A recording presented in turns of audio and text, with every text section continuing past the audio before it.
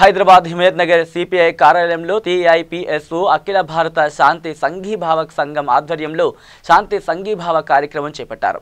Venezuela దేశంలో ప్రజాస్వామ్య ప్రభుత్వ అమెరికా సామ్రాజ్యవాదం దాడి చేయడం సరికాదని, ఇది ప్రపంచ శాంతికి విఘాతమని, అందుకోసం ప్రతి భారతీయ సామ్రాజ్యవాద గొంతు వెనిజులా దేశానికి రక్షణగా ఉండాలని తెలిపారు. ఈ కార్యక్రమానికి కేఎల్ రావు సభాధ్యక్షులుగా వ్యవహరించగా, ముఖ్య అతిథిగా సిపిఐ జాతీయ ప్రధాన కార్యదర్శి సురవరం సుధాకర్ రెడ్డి, సిపిఐ రాష్ట్ర ప్రధాన కార్యదర్శి Chada Venkatreddy, V3 news chairman doctor Kachan Satyanarayana Gupta తదితరులు పాల్గొన్నారు. ఇవాళ ఒక ఆంతరంగిక సంక్షోభం వచ్చిందనేటువంటి పేరుతో అమెరికా నగ్నంగా జోక్యం చేసుకోవడానికి ప్రయత్నం చేస్తాం. వాస్తవానికి ఈ మధ్యలోనే వెనిజులాలో ఎన్నికలు జరిగినాయి.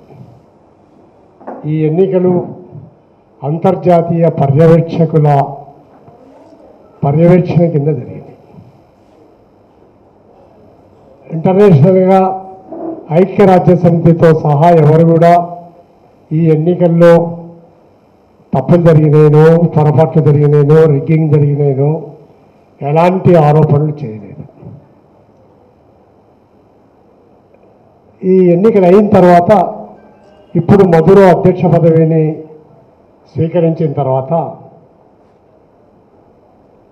ప్రతిపక్ష నాయకుడిగా ఉన్న ఒక ఆయన తనను తాను అధ్యక్షుడిగా ప్రకటించుకున్నారు.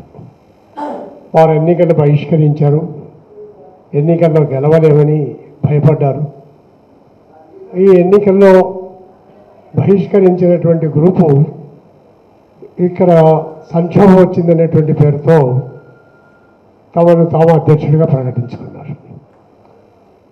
సమ్మేళన సభాధ్యక్షులు పెద్దలు ఐప్సో టీం కేవీఎల్ గారు మరియు డాక్టర్ సుధాకర్ గారు, రఘుపాల్ గారు, మహేష్ గారు, వేదిక మీద ఉన్నటువంటి పెద్దలు, మాజీ శాసనసభ్యులు, మాజీ పార్లమెంట్ సభ్యులు చాడ వెంకటరెడ్డి గారు, గౌరవ పెద్దలు సుధాకర్ రెడ్డి గారు, సురం, ఇక్కడికి ఇచ్చేసినటువంటి ఐప్సో కుటుంబ సభ్యులందరూ కూడా ఉద్యమాభివందనాలు.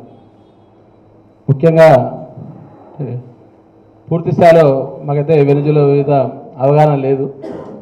సరే, అక్కడ జరుగుతున్నటువంటి విషయంలో మన ఐప్సో తీసుకున్నటువంటి ప్రతి కార్యక్రమంలో దాదాపు 2 సంవత్సరాల నుండి ఐప్సో ఏ కార్యక్రమం చేపట్టినా ఇమ్మీడియట్గా స్పందిస్తున్నటువంటి మన తెలంగాణ శాఖ మాత్రం పూర్తి స్థాయిలో పనిచేస్తున్నది. దాంట్లో భాగంగా చాలా కార్యక్రమాలు కూడా ఐప్సో శాఖ నిర్వహించింది.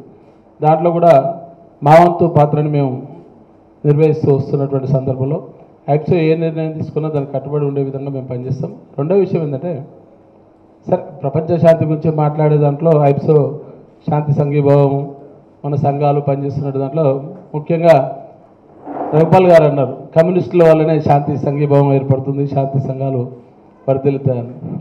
కానీ సమస్యలు కూడా కమ్యూనిస్టులు పరిష్కరించలేకపోతున్నారు. ప్రప్రదంగా మన దేశంలో పరిష్కరించుకోవడంలో మీరు కీలక పాత్ర వహించాల్సినటువంటి బాధ్యత కూడా కమ్యూనిస్టుల మీద కూడా ఉంది. అంటే నేను ఒక యాక్టివిస్ట్గా చెప్తున్నా, సమాజంకి వెళ్ళి వచ్చినటువంటి ఒక సామాజిక ఉద్యమంలో పాల్గొన్నటువంటి నేపథ్యంలో పార్టీలకు అతీతంగా, అంటే నాకు ఉన్నటువంటి నాలెడ్జ్ ప్రకారం మేము చూసినటువంటి విధానం, గ్రామస్థాయికి వెళ్ళి వచ్చినటువంటి విధానంలో మీరందరూ కూడా ఏకమైతే ప్రప్రదంగా ఈరోజు భారతదేశంలో ఉన్నటువంటి చాలా సమస్యల మీద కూడా మీరు ముక్తకంఠంతో పనిచేస్తే కొంతవరకు ప్రజలకు చేరువయ్యే విధానంలో కమ్యూనిస్టులు ఏకమైతే ప్రజలకు కొంత స్పష్టమైనటువంటి భరోసా కల్పించిన వాళ్ళు అవుతారు. కాబట్టి అది చిన్న సమస్య పెద్ద సమస్య నాకు తెలియదు, కానీ నాకు ఉన్నటువంటి అనుభవంతో కొంత మీకు చెప్పాలనిపించింది. ఎందుకంటే పెద్దలు సుధాకర్ రెడ్డి గారు ఉన్నారు కాబట్టి.